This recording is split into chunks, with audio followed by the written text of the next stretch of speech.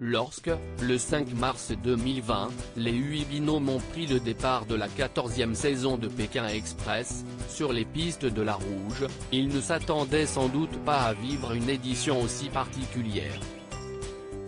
Le tournage, fortement impacté par la pandémie, a été jalonné de galères. Après 3 émissions enregistrées, la production s'est vue contrainte de rapatrier l'ensemble des équipes pour raisons sanitaires. De retour à Paris, il a fallu plancher sur un nouvel itinéraire.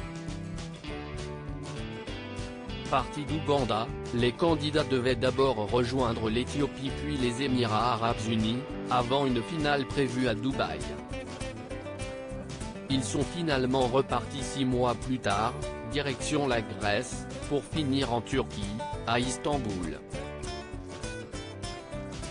Un accident mortel déjà contrainte d'imposer la distanciation et le port du masque aux binômes et aux techniciens, pas facile dans une voiture, la production a dû gérer, à Antalya, dans le sud de la Turquie, un accident mortel.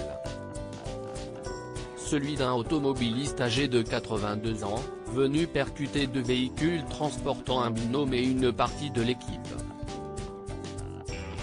Légèrement blessés, les 2 candidats impliqués dans cette collision ont dû rentrer en France, à 2 étapes du dénouement de la course. Pour ne pas heurter les téléspectateurs et par décence vis-à-vis de la victime, aucune image ne sera montrée à l'antenne, mais la production y fera tout de même allusion. Jouer pour gagner au milieu de ce marasme, les participants n'ont pas perdu de vue leur objectif, la victoire. Dès la première étape, certains se sont montrés particulièrement rusés, notamment en décrochant le panneau voiture bonus en Ouganda, où le stop est quasi impossible sur les routes désertes.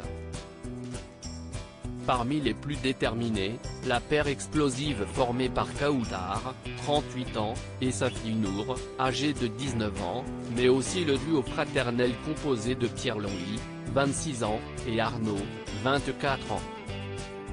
Quant à Christophe et Claire, il joue la carte du décalage, lui, le dandy antisportif, et elle, l'énergique tête brûlée. Les Belges, Chrysoula et Jenny, et les ch'tis, Aurore et Jonathan, apportent au programme une touche humour indispensable, fournie sans décodeur et bien sûr sans aucun fil.